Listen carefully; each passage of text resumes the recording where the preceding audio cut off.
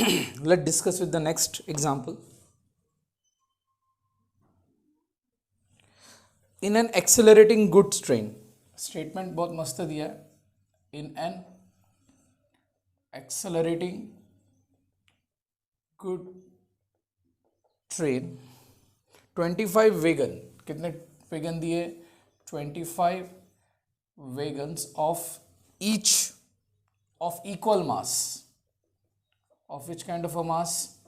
Equal mass are attached to the engine.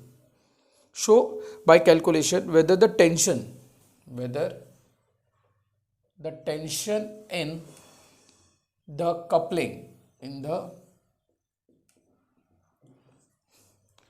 coupling between fourth and fifth wagon is same as that between 24th,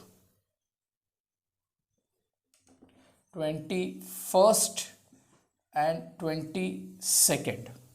Is that clear? आपको ये show that करना है. Got it or not?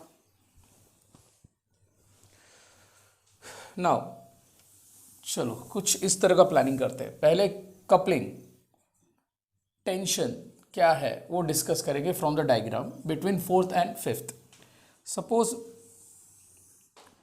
हमारे पास एक good train है.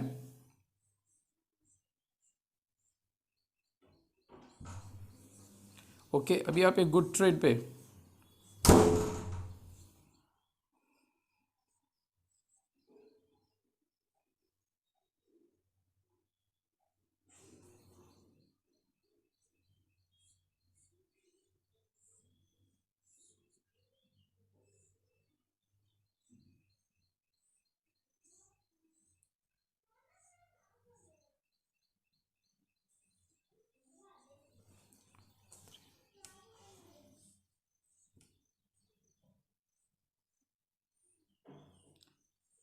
and so on.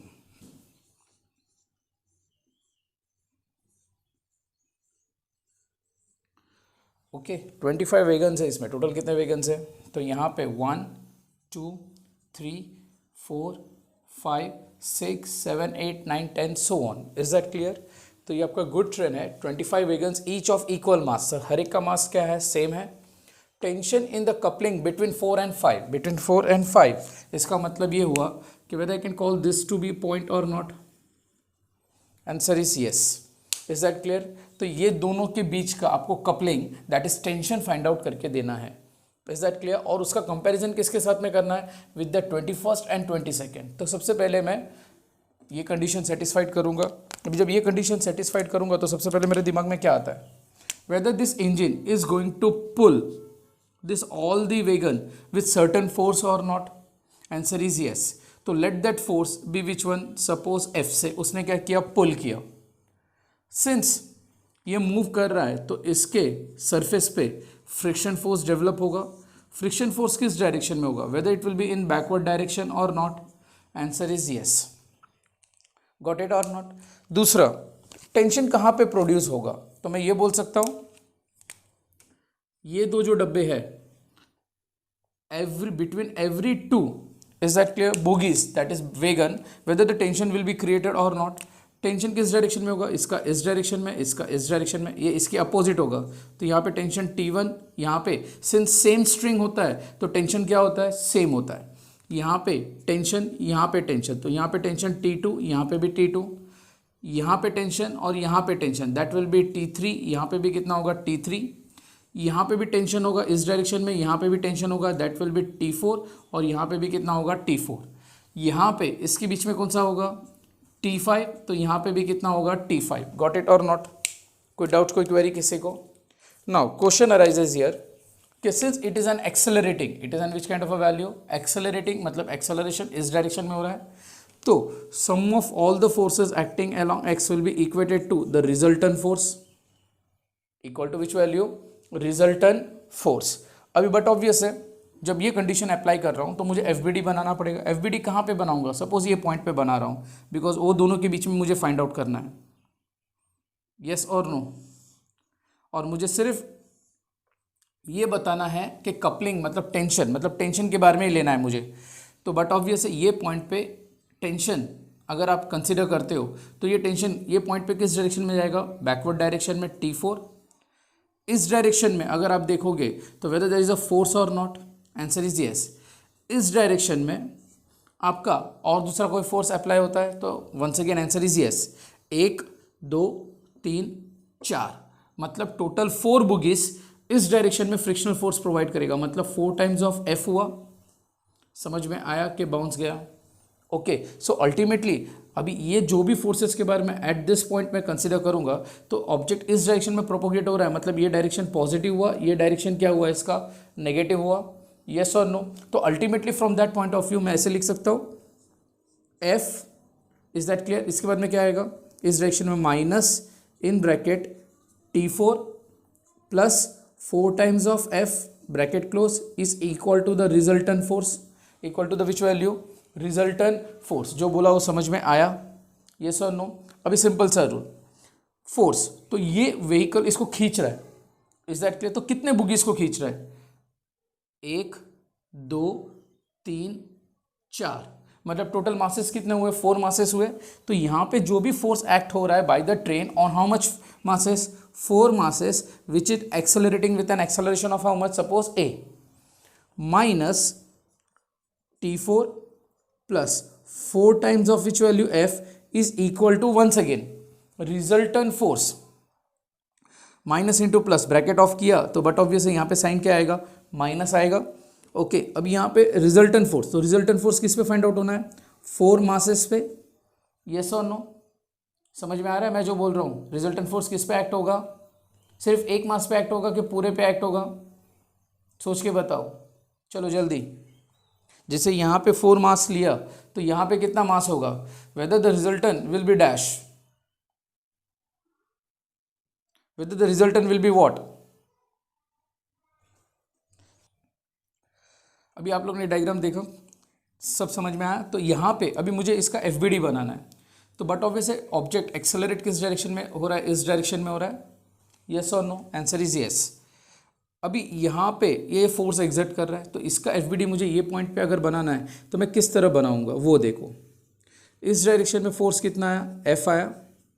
इसके against में आप देखोगे ये पॉइंट पे, I am discussing about this point, तो यहाँ पे क्या प्रोड्यूस होगा, टेंशन T4, 1 2 3 4, तो चारों के चारों इस डायरेक्शन में एक्ट होंगे, मतलब ये आपका क्या हुआ, 4 टाइम्स ऑफ क्या हुआ, F हुआ।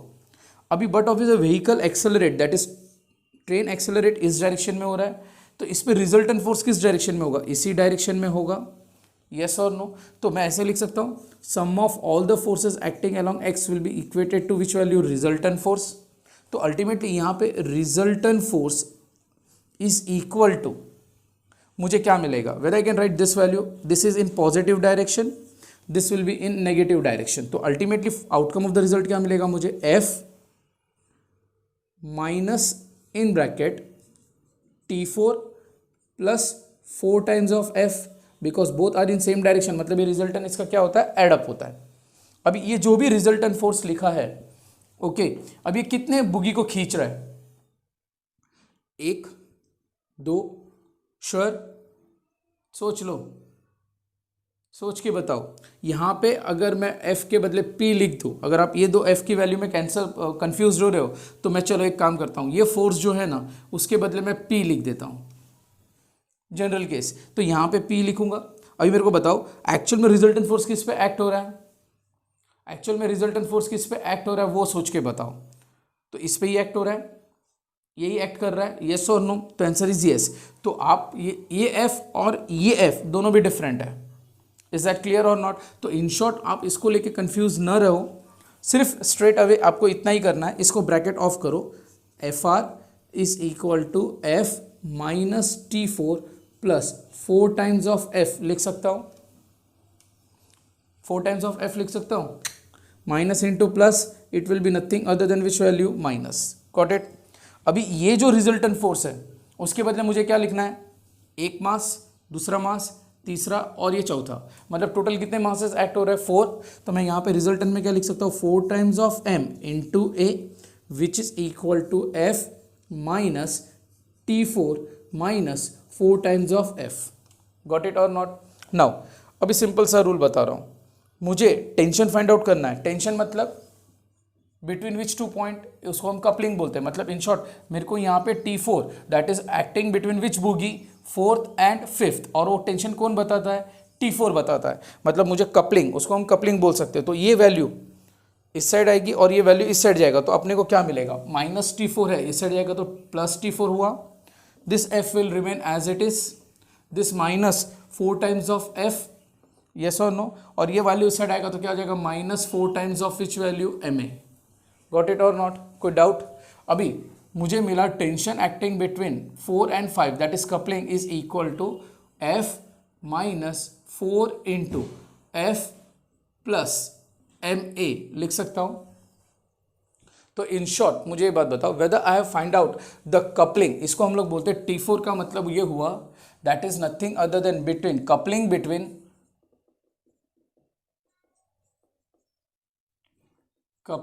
Between fourth and fifth vegan.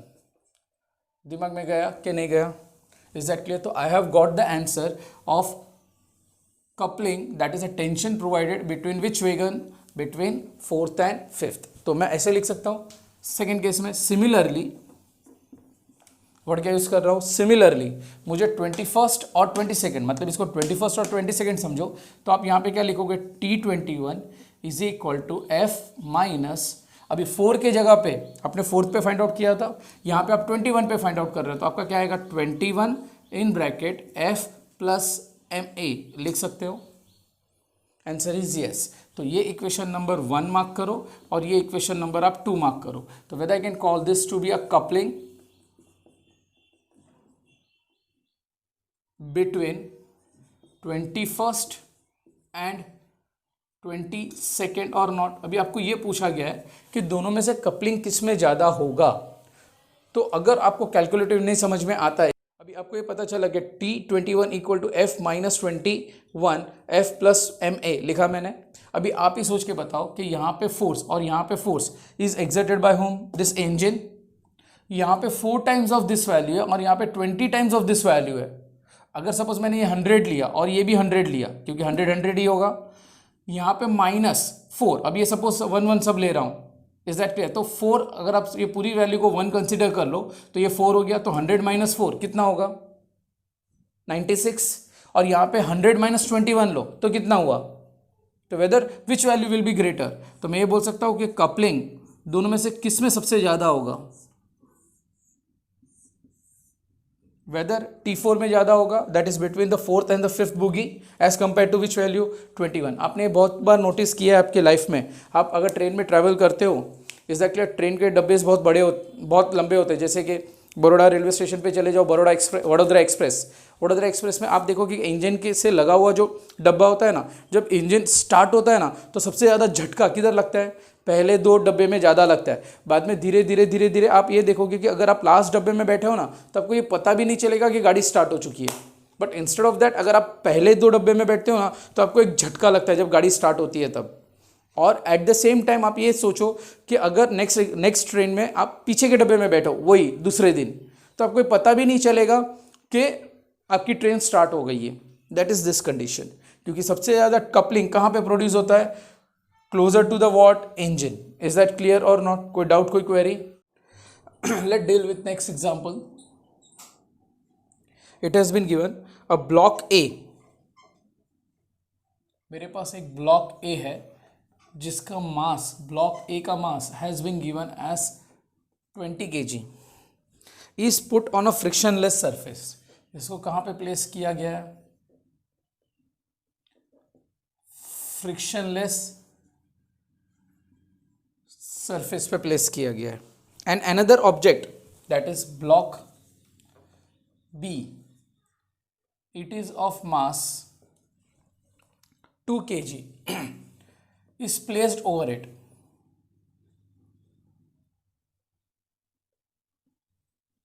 Okay, उसको उसके ऊपर रखा गया है. The coefficient of friction between the surface A and B, that is coefficient between A and B, that is mu, is given as 0.25. Point how much? 25. And a horizontal force of, word has been mentioned, and horizontal force, that is nothing other, F is equal to 2 Newton is applied on block B. कहाँ पे apply किया गया? Block B पे. Okay, now पहला question पूछा गया है, calculate acceleration of block A and that of B. मतलब acceleration of A and acceleration of B. Second, frictional force between A and B. Frictional force between A and B. Calculate all this quantity. ये सारी quantity once again find out करो. Okay, that is this, all this quantity once again when the force acting on B is 20 newton. Okay, तो ये सारी values once again आपको calculate करना है.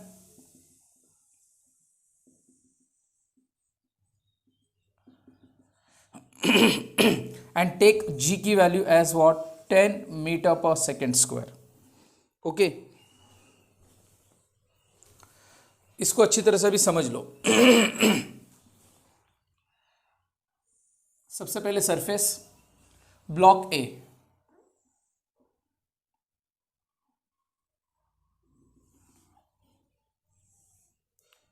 This is your block A. It is placed on a which kind of a surface? Frictionless surface. अभी मैंने इसको धक्का मारा तो whether it will get slip off or not, तो आंसर इज yes. क्यों? क्योंकि वो किस पे रखा गया है? फ्रिक्शनलेस सरफेस पे रखा गया है. तो जैसे ही फ्रिक्शनलेस सरफेस पे आप ये ब्लॉक को थोड़ा भी फोर्स अप्लाई करोगे in this direction, is that clear? तो whether it will get slip off और not, answer is yes. Another block is placed over it. मतलब इसके ऊपर और एक ब्लॉक रखा गया है. Which is that block? Block B. Okay, और ब्लॉक ए और बी के बीच में, मतलब ये दोनों के बीच में there is a friction. Because static friction दिया है, मतलब 0.25, मतलब ये दोनों के बीच में फ्रिक्शन है. ओके, बट ये दोनों के बीच में फ्रिक्शन नहीं है. Okay, horizontal force of 2 newton is applied on the block. अभी इसके ऊपर मैंने फोर्स अप्लाई किया. कितना अप्लाई किया? 2 न्यूटन. अभी क्वेश्चन पूछा है, find acceleration acting on A, B and frictional force between A and B. अभी सबसे इंपॉर्टेंट पॉइंट यहाँ पे ये न्यूमेरिकल में ये है कि अगर ब्लॉक बी पे मैंने फोर्स अप्लाई किया, ओके, तो क्या होगा? But since A is placed on what? Frictionless surface, but B और ए के बीच में फ्रिक्शन है. बी और ए के बीच में क्या है? फ्रिक्शन है. तो आपको ये फाइंड आउट करना पड़ेगा कि ये दोनों के बीच में जो फ्रिक्शन है, फ्रिक्शनल फोर्स, वो कितना है. Is that clear? तो मैं ऐसे लिख सकता हूं, frictional force is equal to mu N. Frictional force is equal to which value? Mu N. That is nothing other than, इसका एफबीडी अगर मुझे बनाना है तो आपको पता है फ्रिक्शनल फोर्स का फॉर्मूला क्या होता है. Normal is acting in upward direction, weight will be acting in downward direction. इसके अगेंस्ट में क्या डेवलप होता है? Frictional force. अभी मुझे सिर्फ क्या फाइंड आउट करना है from this condition, whether I can write कि N B is equal to dash M B g. हाँ या नहीं? अभी यहाँ ए किसके बीच में फ्रिक्शन फाइंड आउट कर रहा हूँ? ए और बी के बीच में. That means F is equal to mu N, that is equal to mu, और यही आपका एन हुआ. दैट इज, और एम बी के बदले आप एम लिख सकते हो, चॉइस इज योर. तो M B into which value? G. ये वैल्यू कितना हुआ? 0.25. यस और नो? बी का वैल्यू कितना है? 2. एंड जी का वैल्यू आपको क्या कंसीडर करने के लिए बोला है उन्होंने? 10. जो बोला वो सुनाई दिया. अभी S is equal to dash 20 into 0.25, तो अपना कितना आएगा? 5 न्यूटन. तो यहाँ पे कितना फ्रिक्शनल फोर्स एग्जर्ट हुआ? तो मैं ये बोल सकता हूँ कि ये जो भी फ्रिक्शनल फोर्स है, I can name it as maximum static frictional force acting between A and B. This is nothing other than which kind of a force? Max to max. Is that clear? Maximum frictional force A और B के बीच में जो act होगा वो कितना होगा? 5 Newton act होगा. तो I can call this that this is the maximum static frictional force acting between block B and A. Got it? कि बाउंस गया. अभी try to understand this thing. अगर maximum static frictional force 5 newton है और इसके ऊपर applied force कितना है? 2 न्यूटन है. तो मैं इसका एफबीडी बनाता हूं, ध्यान देना. इसके ऊपर फोर्स एफ एक्ट हो रहा है, इसके ऊपर एक्ट हो रहा है maximum static frictional force that is 5 Newton. इसके ऊपर 2 न्यूटन है और इसके ऊपर कितना है? 5 न्यूटन है. ओके, ध्यान देना. वेदर दिस ऑब्जेक्ट पे जब आप बैकवर्ड डायरेक्शन में 5 न्यूटन एक्ट हो रहा है, फॉरवर्ड डायरेक्शन में 2 न्यूटन एक्ट हो रहा है, and this object whether it is going to move over A और not, relative motion between of B with respect to A होगा, तो आंसर इज नो. तो मैं यहां पे ऐसा स्टेटमेंट लिखूंगा कि there will be no relative motion between. मैं क्या लिखूंगा? There will be no relative motion between block B and A. क्यों? क्योंकि since static frictional force, maximum static frictional force is greater than the force applied on block B. दिमाग में कुछ गया? Yes और नो? इसकी वजह से क्या होगा? Whether this block will move और नॉट, तो मैं बोलूंगा मूव करेगा. बट कैसे मूव करेगा? As a whole system. As a which value? जब आप इस पे फोर्स अप्लाई करोगे, एग्जैक्टली ये दोनों के बीच में मोशन नहीं होगा, but B is lying on A is lying on which kind of a surface? Frictionless surface. तो जब आप इसके ऊपर फोर्स अप्लाई करोगे तो ये पूरा का पूरा एक्सेलरेट होगा. पूरा का पूरा क्या होगा? एक्सेलरेट होगा. और उस पर कितना अप्लाइड फोर्स एक्ट होगा? 2 न्यूटन, क्योंकि ए फ्रिक्शनलेस सरफेस है पे है और ए और बी के बीच में रिलेटिव मोशन नहीं है due to the maximum static frictional force. This whole object will move as a system. As a what? System. समझ में कुछ आया कि नहीं आया? तो इन शॉर्ट मैं ऐसे लिख सकता हूं यहां पे, ध्यान देना. Applied force will be equal to dash mass into acceleration, that is mass of A plus mass of B into acceleration. Yes or no? अभी मेरे को ये बात बताओ, मुझे acceleration find out करना था, तो ये as a whole system is going to get accelerate or not? तो acceleration of a system of which one? AB. दोनों एक साथ में accelerate होगा. तो यहाँ पे applied force कितना न्यूटन है? 2 न्यूटन है. तो यहाँ पे 2 इक्वल टू ये वैल्यू मास ऑफ A कितना है? 20 plus 2 into which value? Acceleration of A B. तो अल्टीमेटली मुझे आउटकम ऑफ द रिजल्ट क्या मिलेगा? Acceleration of A B is equal to dash 2/22. 2/22. अभी 2/22 मतलब acceleration of system will be 1/11 metre पर second square. तो पूरा का पूरा सिस्टम, इज दैट क्लियर? कितना मूव करेगा? 1/11. That is nothing other then, आप सॉल्व करोगे तो इसका अप्रोक्सीमेटली वैल्यू आपको मिलेगा 0.09 मीटर पर सेकेंड स्क्वायर. अभी ध्यान देना, whether I can say it is right to say acceleration of A कितना है? 0.09. एक्सेलरेशन ऑफ बी कितना है? 0.09 मीटर पर second square, because both are going to move. Yes और नो? अच्छा, मैंने static frictional force find out already कर दिया between A and B. Answer is yes. Got it और नॉट? कोई डाउट? अभी इंटरेस्टिंग पॉइंट बताता हूं, वो सुनो. सेकेंड क्वेश्चन क्या था? By applying 20 newton force, by applying which kind of a force? अच्छा, यहां पे ये जो है that is nothing other than dash maximum static frictional force. ये पॉइंट बाद में आएगा, बट मुझे तो फ्रिक्शनल फोर्स किसके बीच में फाइंड आउट करने के लिए बोला था? ए और बी के बीच में. हाँ या नहीं? तो इसको मैं सॉल्व कैसे करूंगा वो इंपॉर्टेंट है. ये तो मैक्सिमम स्टैटिक फ्रिक्शनल फोर्स हुआ कि मैक्सिमम इतना क्रिएट होगा. कितना क्रिएट होगा? बट इसका मतलब ये तो नहीं है ना कि मैक्सिमम जितना एक्ट होगा यहाँ पे उतना ही 2 न्यूटन फोर्स अप्लाई पे होगा. तो आंसर इज नो. क्यों? क्योंकि आप लोग ने पढ़ा था कि static frictional force is a self adjusting frictional force. Word क्या यूज किया मैंने, सेल्फ एडजस्टिंग फ्रिक्शनल फोर्स। अभी ध्यान देना जो बता रहा हूं।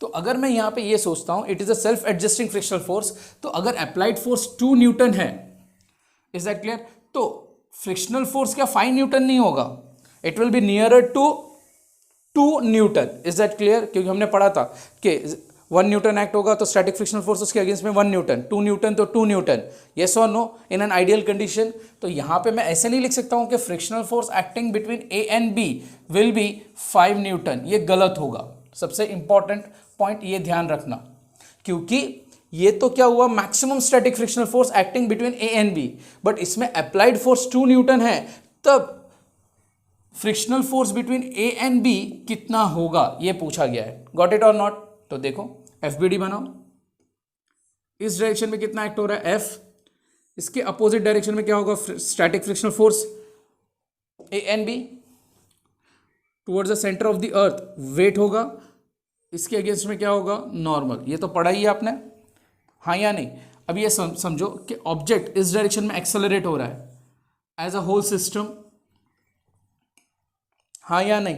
तो मुझे ये बात बताओ, अगर एक्सेलरेशन इस डायरेक्शन में हो रहा है तो whether object is in the position of rest और इन मोशन, तो मोशन, तो जिस डायरेक्शन में ऑब्जेक्ट मोशन परफॉर्म करता है वो क्वांटिटी क्या होगी, पॉजिटिव, उसकी अपोजिट की क्वांटिटी क्या होगी, नेगेटिव। तो मैं ओवरऑल ऐसे लिख सकता हूँ, sum of all the forces acting along x will be equated to resultant force, yes और no? Sorry, resultant force act होगा। So ultimately from that point of view मुझे ये बात बताओ, यहां पे ये वैल्यू क्या मिलेगा मुझे, प्लस एफ, ये अपोजिट डायरेक्शन में तो minus F A B is equal to M A. अभी एम ए मैं टोटल मास लिखूंगा कि सिर्फ मास ऑफ बी लिखूंगा, क्योंकि मुझे तो किसका फाइंड आउट करना है, static frictional force between A and B find out करना है कि नहीं? इज दैट क्लियर और नॉट? जो बोला वो समझ में आया? तो यहां पे जो रिजल्टेंट फोर्स एक्ट होगा that will be acting on a block 2, और एक्सेलरेशन भी किसका लेना है मुझे, बी का ही लेना है। Is that clear? अभी बट ऑब्वियसली ये वैल्यू इस साइड जाएगा, ये वैल्यू इस साइड आएगा, तो मुझे क्या मिलेगा, M B A B. Is that clear? अभी एक काम करो, ये इस साइड जाएगा, मतलब मुझे F A B find out करना है, which is equal to F minus M B A B. लिख सकता हूं एफ की वैल्यू कितना एग्जर्ट हुआ है यहां पे, 2 newton, that is 2 minus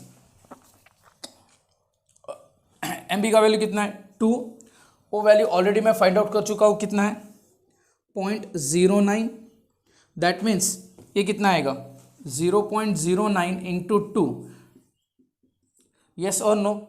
okay, तो अल्टीमेटली 2 माइनस 0.18, अभी 2 को 0.18 से माइनस करो तो देखो कितना आएगा 2981, यस और नो? तो मैं ये बोल सकता हूं कि static frictional force is nothing other then 1.82 Newton when the applied force is how much, 2 Newton.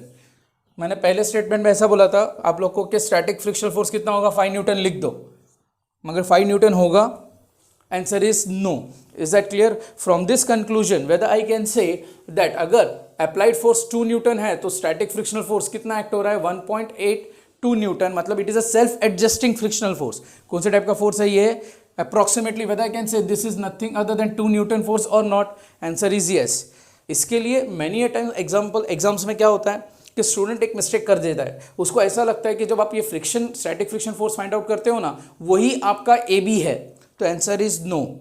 ये आपका मैक्सिमम स्टैटिक फ्रिक्शनल फोर्स है। कौन से टाइप का फोर्स है ये आपका, maximum static frictional force. But जब आप 2 न्यूटन फोर्स अप्लाई करते हो तब आप ये नहीं बोल सकते हो कि उस पर 5 न्यूटन एक्ट होगा, क्योंकि static frictional force is a self adjusting frictional force. Is that clear? तो जितना अप्लाइड फोर्स एक्ट होगा उतना ही उसके अगेंस्ट में कितना फोर्स अप्लाई होगा, इक्विवेलेंट और उससे कम, that is 1.82 newton. Got it और नॉट? ये आपका पहला पार्ट था। यहां तक समझ में आ गया कि बाउंस गया? Please don't create unnecessary mistakes in this kind of a condition. Understood?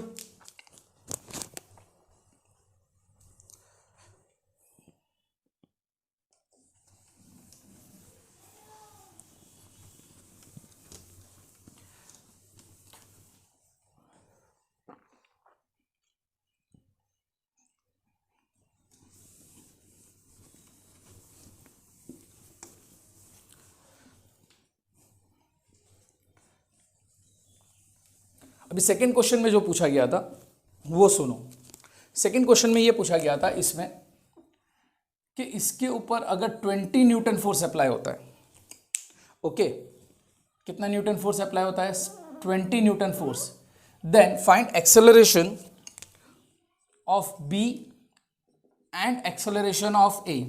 अभी मेरे को आप सोच के बताओ खुद ही, इतना सर आपने सुन लिया, जब मैं इसके ऊपर 20 न्यूटन फोर्स अप्लाई करूंगा और इसके अंदर maximum static frictional force max to max वो कितना न्यूटन अप्लाई करेगा? Whether applied force is far greater as compare to maximum static frictional force और नॉट। ध्यान दिया मैंने जो बोला? Whether the applied force is far greater than the maximum static frictional force और नॉट। तो आंसर इज यस। तो मुझे ये बात बताओ, वेदर बी और ए, जैसे मैंने पहले केस में कहा था, पहले केस में क्या था? Static frictional force was greater than the applied force, तो पूरा एक सिस्टम की तरह मूव किया था। यस और no? Answer is yes. But ये केस देखो अभी सेकेंड केस में अगर आप देख रहे हो कि अगर आपने 20 न्यूटन फोर्स अप्लाई किया है तो whether applied force is far greater as compare to maximum static frictional force. Answer is yes. तो वेदर यहां पे रिलेटिव मोशन होगा तो answer is yes. Is that clear? B will slide on A and A will also move. दिमाग में कुछ गया? यहां पे रिलेटिव मोशन होगा तो आप बोलोगे answer is yes. Is that clear? तो B will slide over A and A will also move. Is that clear? तो इन दैट टर्म मुझे इसका एफबीडी बनाना पड़ेगा। अभी एफबीडी बना रहा हूं तो वो बना चुका हूं, वहां पे देखो, wait will be acting in vertically downward direction. इसके अगेंस्ट में क्या एक्ट होगा? नॉर्मल। इस डायरेक्शन में क्या एक्ट होगा? फोर्स। और इस डायरेक्शन में क्या एक्ट होगा? Frictional, static frictional force. Yes और नो? यस। इसके सिवाय दूसरा कुछ दिखाई दे रहा है यहां पे, ये पॉइंट पे देखो, कुछ लगता है आपको कि और कुछ कंडीशन कुछ रह गया यहां पे? तो आंसर इज नो, क्योंकि हम लोग ब्लॉक बी की बात कर रहे हैं। किसकी बात कर रहे हैं? ब्लॉक बी की। अभी ध्यान देना, ऑब्जेक्ट इस डायरेक्शन में एक्सेलरेट होगा। यस और नो? किस डायरेक्शन में? इस डायरेक्शन में। तो ये एंड इसका पॉजिटिव हुआ तो ये एंड इसका क्या हुआ? नेगेटिव हुआ। तो whether I can write sum of all the forces acting along x will be equated to resultant force acting on B और नॉट? यस। तो यहां पे क्या लिखूंगा? M B A B. Clear? अभी whether I can write F minus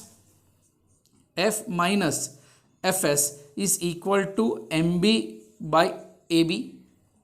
F की value कितनी है? 20 न्यूटन माइनस एफ एस कितना लिया है हमने? मैक्सिमम 5, क्योंकि यहाँ पे मैक्सिमम तो एक्ट होगा क्योंकि ऑब्जेक्ट मूव कर रहा है। Is that clear? Is equal to M B की वैल्यू कितनी है? 2 इंटू ए बी।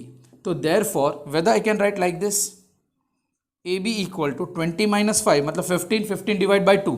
तो 15 डिवाइड बाई 2 कितना मिलेगा आपको? 7.5 मीटर पर सेकेंड स्क्वायर। मतलब acceleration will be how much? 7.5 metre पर सेकेंड स्क्वायर ऑन डैश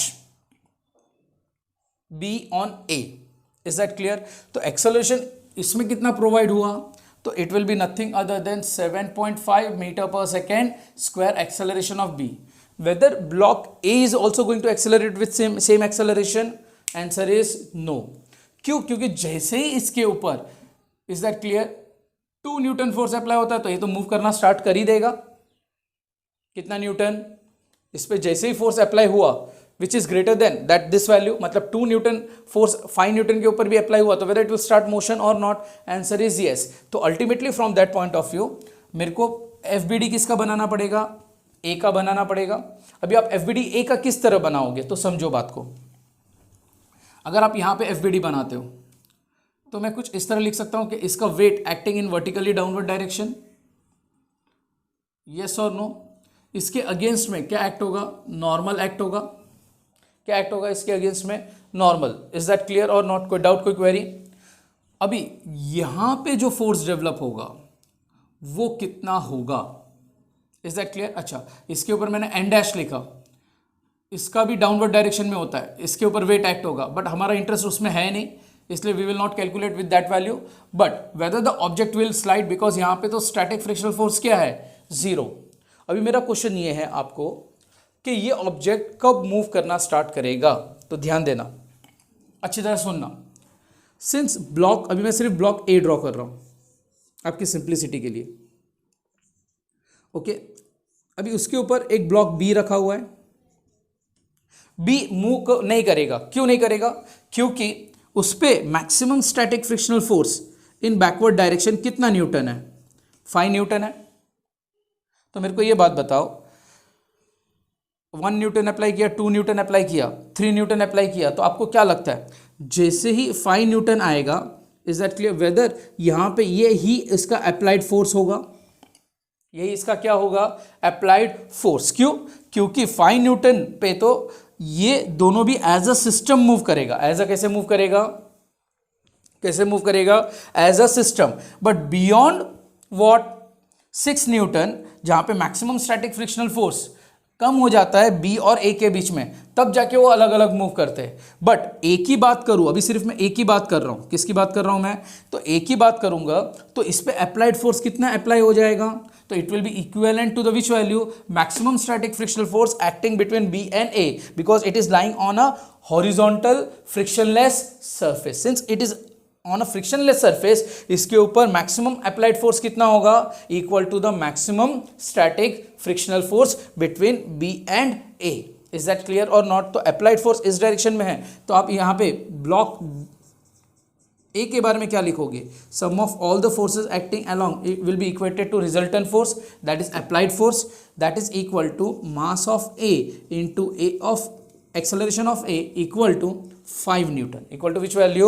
तो acceleration of A will be written as 5/20। तो अब हमें कितना मिलेगा? 1/4। 1/4 will be written as 0.25 metre पर second square. Is that clear? तो acceleration on A will be 0.25 metre पर सेकेंड स्क्वायर। ये समझ में आया कि बाउंस गया? बच्चों एक बात अच्छी तरह से ध्यान देना, यहाँ पे जो भी ब्लॉक बी है उस ये दोनों के बीच में रिलेटिव मोशन, सिंस यहाँ पे स्टैटिक फ्रिक्शनल फोर्स कितना है? 5 न्यूटन। तो ये सिंस यहाँ पे फ्रिक्शन प्रोवाइड होता है बट यहाँ पे फ्रिक्शन नहीं होता है, तो इसके ऊपर अप्लाइड फोर्स कितना होगा? Applied force will be equal to the maximum static frictional force between B and A. Is that clear? तो ये ब्लॉक एक्सेलरेट कितने से होगा? 0.25 से, बट इसका एक्सेलरेशन ऑन इस पे कितना होगा? B on A will be which one? 7.5, क्योंकि उसके ऊपर 20 न्यूटन फोर्स अप्लाई किया है। Got it? अच्छी तरह से इसको गो थ्रू करो, समझो, घर पे भी प्रैक्टिकल करोगे तो आपको बहुत सारे स्मूथ। ग्लास ले लो, ग्लास आता है ना, कांच अगर आपका डाइनिंग टेबल होगा या कुछ होगा तो उस कांच के ऊपर एक दूसरा कांच रखो। Is that clear? और उसके ऊपर एक ब्लॉक रखो। अंडरस्टूड? और उसको मोशन परफॉर्म करो, आपको ये थ्रू आउट एक्सपेरिमेंट अच्छी तरह से समझ में आ जाएगा। गॉट इट और नॉट? कोई डाउट, कोई query? Next example, 3 blocks of masses m1। कितने ब्लॉक्स हैं हमारे पास? It has been given 3 blocks of m1 1 kg, m2 2 kg and m3 3 kg are connected by a massless string placed on a horizontal frictionless surface. Suppose ये आपके पास horizontal frictionless surface है। Whenever it is said frictionless surface, तो आपके दिमाग में एक ही चीज़ आ जाएगा कि इस पर स्टैटिक फ्रिक्शनल फोर्स या कोई भी टाइप का फ्रिक्शनल फोर्स नहीं है इसके ऊपर। अंडरस्टूड? अभी उन्होंने स्टेटमेंट मेंशन किया है कि मेरे पास ब्लॉक जो है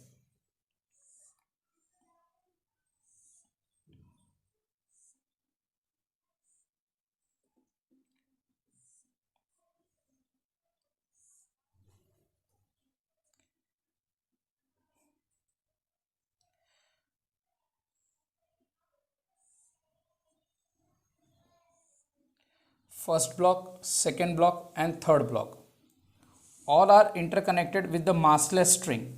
ध्यान देना, statement has been mention as, मैं जो भी यहाँ पे स्ट्रिंग ले रहा हूँ ना, वो कैसे स्ट्रिंग है? मासलेस स्ट्रिंग है। Clear? Now it is said that a force of 12 Newton is applied on m1। calculate the acceleration of the system। First question पूछा है, एक्सेलरेशन ऑफ द सिस्टम पूछा है। सेकेंड पूछा है tension between 2 and 3, that is M1 mass M2 and M3 के बीच में।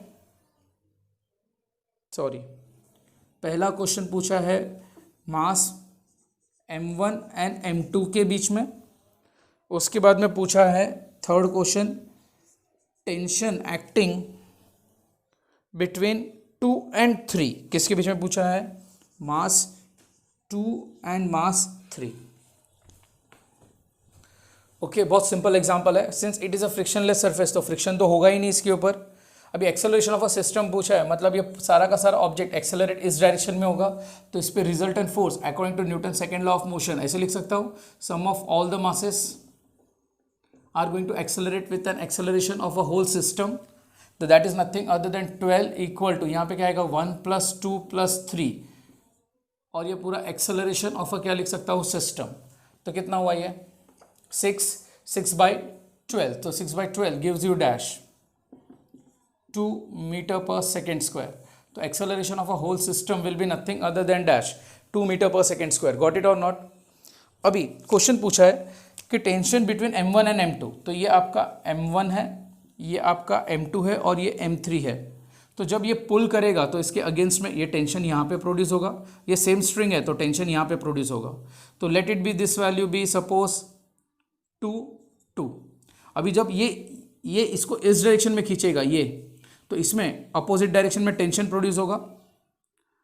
ये इसको इस डायरेक्शन में खींचेगा तो ये इसमें अपोजिट डायरेक्शन में टेंशन प्रोड्यूस होगा। समझ में आ रहा है? बट ये टेंशन और ये टेंशन डिफरेंट होगा। क्यों?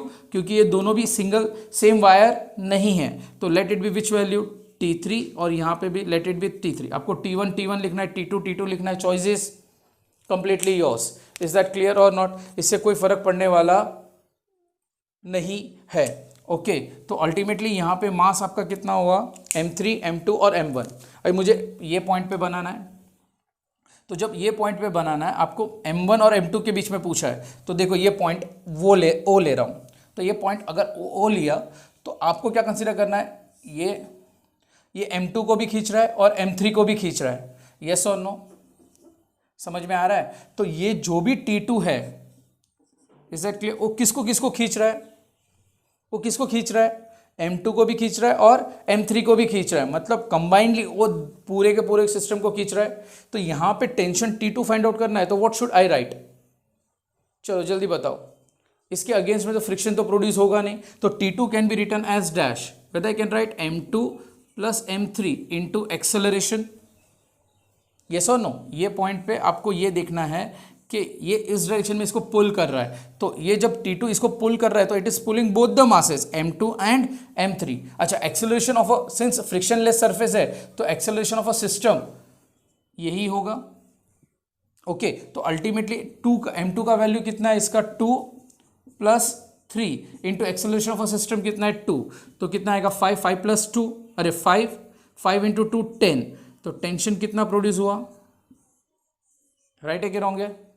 समझ में आया? अब सेकेंड केस वैसे ही आप कंसिडर करो, आपको T3 फाइंड आउट करना है एट दिस पॉइंट। तो T3 सिर्फ किसको खींच रहा है? तो T3 is equal to M3 into, once again acceleration of a whole system, तो T3 can be written as 3 into system कितना है? 2, तो 3 2 = 6, तो कितना न्यूटन मिला मुझे? 6 न्यूटन। गॉट इट और नॉट? कोई डाउट, कोई क्वेरी? इजी एग्जाम्पल था क्योंकि यहाँ पे फ्रिक्शनलेस सरफेस था। Is that clear? यहाँ पे ये टॉपिक खत्म हो गया, मतलब in short the chapter has been finished. कौन सा चैप्टर हमने फिनिश किया? Laws of motion. Next session जो हमारा होगा वो डाउट सेशन होगा। Is that clear? एनसीईआरटी के एग्जांपल्स ले लो, एनसीईआरटी के एक्सरसाइज ले लो, जैसे मैं जूम पे सॉल्व करवाता हूँ। इसे जिसने ज्वाइन किया हुआ है सबको पता है कि हम लोग जूम पे एक्स्ट्रा एग्जांपल्स या डिफ़िकल्टीज़ या आपकी जो भी डाउट्स है, और प्लस मैंने आपको एक मेरा मटेरियल दिया हुआ है, वो मटेरियल आप गो थ्रू करो उसमें, और अच्छी तरह से उसमें जो भी डाउट्स या कोई क्वेरी है तो मेरे व्हाट्सअप नंबर पे आप सेंड करो, तो we will sit on the Zoom and I will solve it all the examples regarding, और प्लस कोई भी डाउट्स या कोई क्वेरी है ये चैप्टर को लेके, तो that doubt session will be done there. Is that clear और not? And those who have not join they can make a WhatsApp call कर सकते हो या रेगुलर कॉल कर सकते हो, and you can set the request for the join at a very nominal fees. Is that clear और not? all the details will be given on your when you call us. is that clear? But इस बात का मैंने जो reference book दिया है मेरे students को पता है, हम लोग बहुत सारे एग्जाम्पल सॉल्व करते हैं, कम से कम एक चैप्टर में हमने नहीं तो 200-250 एग्जाम्पल सॉल्व किए हैं. Is that clear? Each chapter को लेके. तो कीप इट ऑन. उसमें जेई मेंस, जेई और नीट को लेके भी हम लोग एग्जाम्पल सॉल्व कर रहे हैं. आपके डाउट सेशन भी क्लियर हो रहे हैं और आप रेगुलर टेस्ट भी दे रहे हो. जैसे हमारा ऑनलाइन टेस्ट होता है, आप ऑनलाइन टेस्ट भी रेगुलर दे रहे हो, आपको रेगुलर अपडेट्स भी मिल रहे हैं कि आपके कितने मार्क्स आए, उसके डाउट सेशन भी क्लियर होते हैं आपके. So keep in mind, do it work. अभी से आपका, is that clear, laws of motion खत्म हुआ, अभी वर्क एनर्जी पावर आएगा. मैंने पहले ही बोला है कि चैप्टर नंबर 3 अच्छी तरह से प्रिपेयर करो, 4, 5, 6. इज दैट क्लियर और नॉट? तो 7. तो आपका अगर ये इतने चैप्टर्स आपने थरोली और अच्छी तरह से प्रिपेयर किए कॉन्सेप्ट एंड फंडामेंटल्स के टर्म्स में, तो आपका पूरा का पूरा सेशन बहुत इजी हो जाएगा. 12th के टॉपिक्स भी, इलेक्ट्रोस्टैटिक है, इलेक्ट्रिक करंट है, बहुत सारे टॉपिक्स है, वो आपके बहुत इजी हो जाएंगे. Is that clear?